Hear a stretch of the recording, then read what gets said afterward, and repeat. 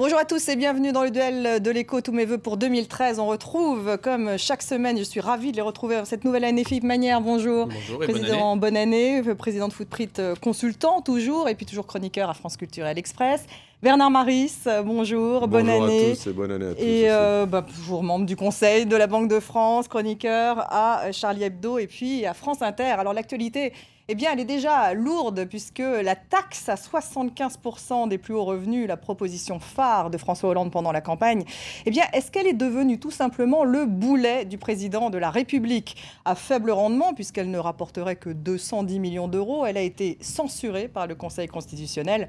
Mais alors que le Financial Times affiche en une « From Russia with Love », bon baiser de Russie avec la photo de Gérard Depardieu brandissant son nouveau passeport russe, eh bien, pas question pour le gouvernement de lâcher l'affaire malgré les désaccords. François Hollande parle d'un réaménagement de la taxe, Pierre Moscovici d'un impôt jusqu'à la fin de la crise. Quant à Jérôme Cahuzac, il évoque une mesure pérenne susceptible de durer tout le quinquennat. Bref, la cacophonie règne et en attendant, quid de la réforme fiscale? Elle est faite, nous dit Jérôme Cahuzac. Vraiment? Quelques réactions, on se retrouve ensuite.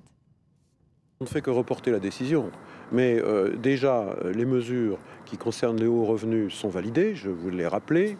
L'impôt sur le revenu, l'ISF, mais aussi les revenus du capital taxés comme ceux du travail. On voit qu'il y a tant de mesures symboles qui sont systématiquement mises en échec. Cette mesure était une mesure confiscatoire qui aurait eu de graves conséquences en matière d'emploi dans notre pays et en matière de cohésion économique et sociale. Ça censure beaucoup sous le gouvernement Hollande, il y a beaucoup d'amateurisme. C'était pourtant son gadget de campagne, Il voulait montrer que grâce à cela, ça va toucher 1200 personnes, je crois. Il était vraiment pour le changement et vraiment de gauche, et il n'est même pas capable de le faire. Bon, effectivement, c'est une belle faute, un bel aveu d'amateurisme. On voit à quel point c'est difficile de faire payer les riches, même quand c'est une petite mesure comme celle de Hollande. Dès qu'on touche un petit peu aux riches, ça devient scandaleux, ça devient impossible. Je suis un citoyen du monde et j'ai la chance d'avoir un passeport russe. Bernard Maris, sur cette fin de Depardieu et son passeport russe, est-ce que la taxe de 75% est devenue le boulet de François Hollande aujourd'hui? Oui, pour une raison que n'avait pas prévue sans doute le gouvernement, c'est que l'impôt sur le revenu... Pas prévu, c'est sûr, le Conseil constitutionnel. Non, c'était quand même... C'était pas calculé. Non, c'était pas que... Je crois pas, non, je crois pas. Franchement, je crois pas. Vous pensez que non, je le crois pas. Je pense que ce qu'ils avaient mal mesuré, c'est que l'impôt sur le revenu en France est l'un des plus faibles d'Europe. Et tout à coup, oui, c'est plus faible qu'en Allemagne, c'est plus faible qu'en Angleterre, c'est plus faible qu'en Suède. Malgré le nouveau taux marginal à 45%. Et tout à coup, on fait une espèce d'anti-mesure confiscatoire, peut-être le terme est un peu fort, mais on va dire une sorte d'anti-niche fiscale, quoi, c'est ça, en frappant très peu de foyers qui vont être taxés à 75% pour quelque chose qui ne va rien rapporter, mais qui fait un effet, une explosion dans les médias extraordinaire parce qu'on ne voit que ça. Donc vraiment, je ne vois pas sur quoi on pouvait gagner. On ne gagnait pas sur l'argent, rien ne rentrait, on ne gagnait pas trop sur le moral, sauf sur l'extrême gauche, effectivement, qui disait oui, on va taper quelques riches. Et finalement... c'est un bon discours électoral. C'est ça, voilà. Et on donnait un chiffon rouge où tout le monde allait se précipiter en disant c'est la fin, c'est l'emploi, tous les riches, tous les entrepreneurs, tous les créateurs vont partir, etc. Donc c'était vraiment une mesure qui était d'une maladresse insigne. Le fait qu'elle soit retoquée par le Conseil constitutionnel, on va voir ce que ça va donner, mais ça fait que, moi, à mon avis, ça va faire encore traîner les choses. Donc ça va durer, et dans les médias, va durer cette chose qui ne devrait pas durer. Oui, parce qu'ils y tiennent tout de même, Philippe, votre réaction. Boulet de François Hollande? Oui, à mon avis, il y aura un autre boulet qu'on va voir venir rapidement, c'est le fameux crédit, le nouveau crédit d'impôt accordé aux entreprises, parce que ça, vous allez voir, ça va faire exactement comme le bouclier fiscal, c'est-à-dire que tous les ans, on va savoir quelles entreprises vont recevoir des chèques. Et là, croyez-moi, la presse va en faire ses choux gras. Donc je pense que le vrai boulet pour l'avenir, ce sera ce crédit d'impôt, qui est la seule chose que je trouve vaguement positive dans tout ce qu'on nous a annoncé depuis 6 ou 8 mois. C'est vaguement un pénalty de compensation. Ce sera le deuxième boulet après 75%. Ça, ce sera un vrai boulet. Les 75%, moi, je ne crois pas que ce soit dramatique. Je suis absolument convaincu que ni François Hollande ni Jérôme Cahuzac ne sont assez bêtes pour penser que c'est efficace, ou en tout cas que ça a une efficacité supérieure au caractère dissuasif, et que, évidemment, dans leur fort intérieur, ils trouvent cette mesure absurde. C'est ça qui est, à mon avis, terrible, c'est qu'on a en France une façon de faire de la politique qui est ressortie beaucoup à la logomachie, qui est ressortie à la sémantique, au symbole. On n'est pas dans les choses sérieuses. Et là, je rejoins pour partie Bernard, c'est-à-dire que c'est vrai qu'on ferait bien mieux, et moi je m'attendais à ce que François Hollande le fasse puisqu'il l'avait annoncé, on ferait bien mieux de faire une vraie réforme fiscale qui permette d'avoir une progressivité Vous n'êtes pas d'accord avec raisonnable, Bernard quand il mais dit que l'impôt acceptable. sur le revenu en En France... revanche, je ne suis pas d'accord avec Bernard parce que le problème, quand on parle de l'impôt sur le revenu, il faut savoir de quoi on parle. Si on parle du rendement de l'impôt sur le revenu par rapport à l'ensemble des recettes fiscales, il est très faible. La raison principale, comme vous savez, c'est que la France est le seul pays au monde où 50% des foyers sont exonérés. En revanche, il est très progressif. Mais quand on a dit ça, on n'a encore rien dit parce qu'il est très progressif avec d'horribles niches. Alors vous me direz, on a corrigé les niches, sauf qu'on a laissé subsister les plus obscènes, celles qui profitent le plus aux initiés, celles qui sont les plus indéfendables, les plus imbéciles, c'est les Dom-Tom, les Sofica, la loi Malraux. C'est que des gens qui sont complètement dans le business, qui recyclent leur argent. C'est scandaleux.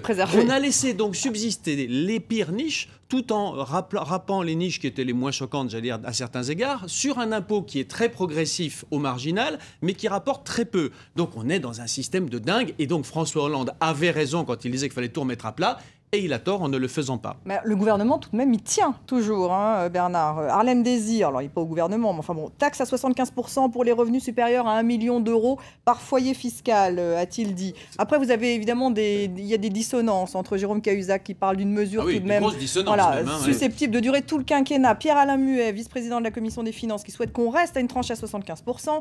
Pierre Moscovici qui parle d'une taxe pendant la crise. Alors que vont-ils faire? Parce que manifestement, ils ne veulent pas se désavouer totalement.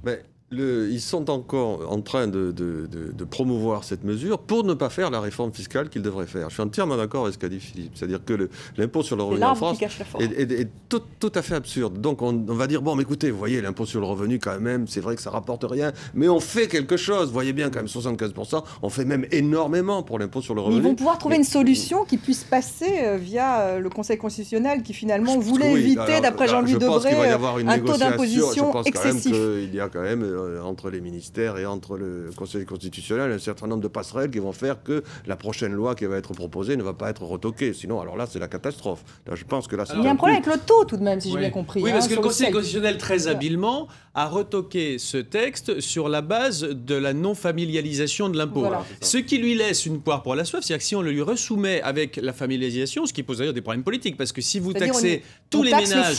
Voilà, si vous taxez tous les foyers en gardant le même chiffre, au lieu d'avoir 1200 foyers, vous allez en avoir 4, 5, 6, 7, 10 000, je ne sais pas combien, mais beaucoup, beaucoup plus. Je ne dis pas qu'il ne faut pas le faire, mais je veux dire que d'un point de vue politique, il faut le gérer. Mais ça laisserait encore au Conseil constitutionnel la possibilité, éventuellement, possibilité théorique, de censurer, cette fois sur la base d'un taux qu'il pourrait considérer comme étant confiscatoire à 75%. Je ne dis pas que ça arrivera, mais je veux dire que le Conseil n'est pas obligé de valider simplement si on lui donne des gages sur la familialisation. Il a encore cette seconde cartouche. Ça serait 1 million d'euros par foyer fiscal. Là, ça serait beaucoup plus exigeant. Il va juger sur le droit, le Conseil, mais il ne jugera pas sur le contenu moral de la chose. Le contenu confiscatoire, c'est un contenu moral ou un contenu éthique. Ça, il ne peut pas juger là-dessus. La Cour constitutionnelle de Karlsruhe en Allemagne... oui, mais là, le Conseil constitutionnel, normalement, de bons ne juristes devrait pas... Voilà. La notion de confiscatoire n'appartient pas, à mon avis, au Conseil constitutionnel. Oui, mais enfin, le droit de propriété fait partie du bloc de constitutionnalité, même, pardon de le dire, même la Constitution de l'an 2, qui était quasi bolchevique, qui reconnaissait la propriété comme étant une liberté publique. Donc le Conseil constitutionnel a des arguments juridiques qui ressortissent vraiment à la norme supérieure de notre dispositif pour dire que, passé un certain point, imaginez pour pousser jusqu'à l'absurde qu'on ait une taxe à 100%. Oui, vous voyez bien que le Conseil constitutionnel... Jean-Luc Mélenchon, mais plus on se rapproche, plus l'argument vaut. Oui. Alors, sur Depardieu en Russie, Bernard, on est loin du village belge, cette fois. Ne pousse-t-il pas un peu la provocation un peu loin, cette fois, ce grand acteur la France souffre d'un déficit d'image, commente Henri de Castres. En tout cas, on parle beaucoup de la France, là. C'est vraiment que la Financial Times fait sa une sur la France, d'une certaine manière, en disant ils sont vraiment ils étaient très intéressés par ce qui se passe en France. Bon, un grand acteur qui part en Russie, qui part dans un pays qu'il dit démocratique. Il s'affiche avec Vladimir Poutine, il n'est pas ce grand démocrate. Un grand démocrate. Je ne crois pas que la Russie soit un pays extrêmement démocratique. Bon, je ne veux pas rappeler les noms des journalistes qui ont été assassinés récemment, etc. Mais c'est vrai qu'il faudrait peut-être le rappeler à l'occasion et dire à Depardieu, Souvenez-vous que des journalistes ont été assassinés lorsqu'ils ont voulu enquêter sur la Tchétchénie, par exemple. Eh bien, de ce côté-là, bon, je pense que qu'est-ce que vous voulez, Depardieu est un histrion qui mange beaucoup, qui boit beaucoup, qui éructe, il est ingérable. Bon, quelqu'un qui est ingérable, on ne va pas le demander de rentrer dans les canons de la raison.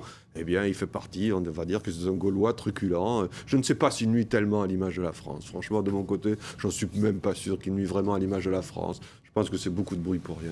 Philippe. Tant que Depardieu allait en Belgique, moi je l'ai beaucoup défendu. Je n'ai pas de sympathie pour lui, je ne le connais pas. Je pense que c'est un bon acteur à certains égards et quelqu'un d'un peu irresponsable. Je défendais la liberté absolue de se sauver de son pays, d'être égoïste. Tout ça, encore une fois, au titre des libertés publiques. On est en France très souvent dans un débat qui ne tient pas suffisamment compte de ce qui, à mon avis, fait l'état de droit, c'est-à-dire les libertés fondamentales d'un individu. Et le fait de quitter son pays fait partie des libertés fondamentales d'un individu. Donc, moi, je pense qu'il était révélateur d'un vrai problème de taxation marginale qui devient trop élevé et que la manière dont il était attaqué, on parlait de traître, il y avait un député qui voulait lui piquer son argent, il y a un autre qui voulait lui piquer son passeport. Enfin, où on est, quoi, c'était bon. Donc, je l'ai défendu. Cela dit, c'est vrai que le voir partir en Russie, ça donne quand même envie de le défendre un peu moins, parce que la Russie est tout sauf une démocratie, on ne le dira jamais assez, et le Quai d'Orsay en particulier ne le dit pas, mais la Russie est tout sauf un pays aimable, pour les raisons qu'a dites Bernard et pour beaucoup d'autres. La Russie est un pays qui n'est pas un pays démocratique, en tout cas ça n'est pas un état de droit. Il y a certes des élections à peu près libres, mais ça n'est pas un état de droit.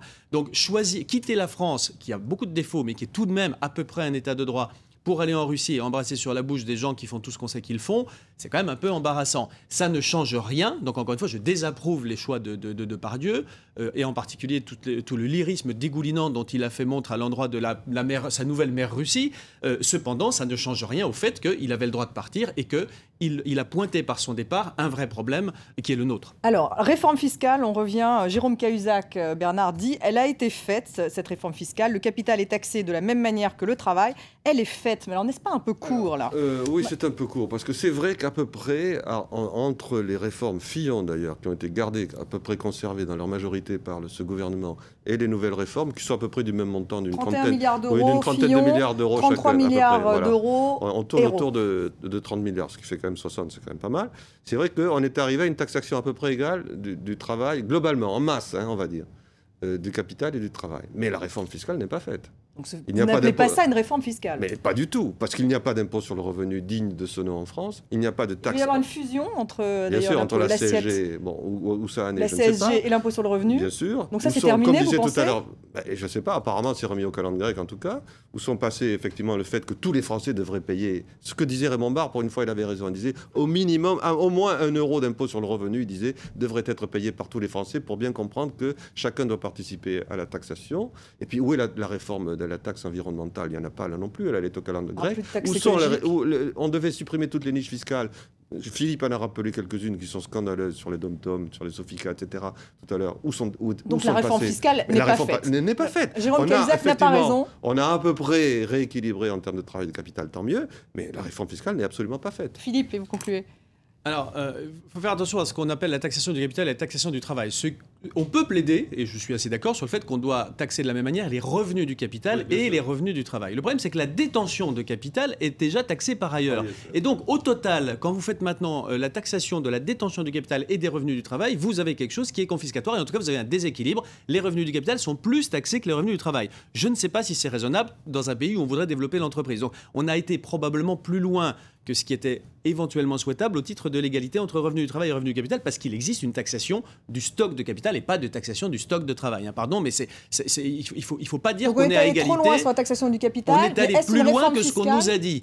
Et sur la réforme fiscale, évidemment, rien n'est fait. Et moi, j'attends beaucoup François Hollande là-dessus, parce que c'est quelqu'un qui connaît bien la fiscalité. Oui. Il a pris des engagements très précis sur le sujet. Et moi, je pense que c'était une très bonne idée pendant la campagne qu'il dise qu'il ferait cette réforme. C'est très compliqué politiquement, mais je pense qu'elle reste à faire. Un dernier point. Jérôme Cahuzac n'a pas raison lorsqu'il dit elle est faite. Ah non, on espère que non, parce que si c'était ça, c'est pas. Alors vraiment, c'est pas grand-chose. C'est juste de la poudre aux yeux et de la surtaxation de ce qui déplaît le plus à son électorat. C'est modérément satisfaisant intellectuellement. On ne peut pas la faire sans une réforme de la dépense publique. C'est ça le problème. Je ne vois pas comment on peut faire une réforme fiscale d'un côté sans toucher à la dépense publique de l'autre. Donc je pense que c'est un package global. Réforme fiscale 2013, ça sera peut-être l'année de cette réforme fiscale. Publiques. On espère que 2013 sera l'année de... dépenses publiques, on a encore le temps d'en reparler. On en reparlera. Merci Philippe Magnard. Merci.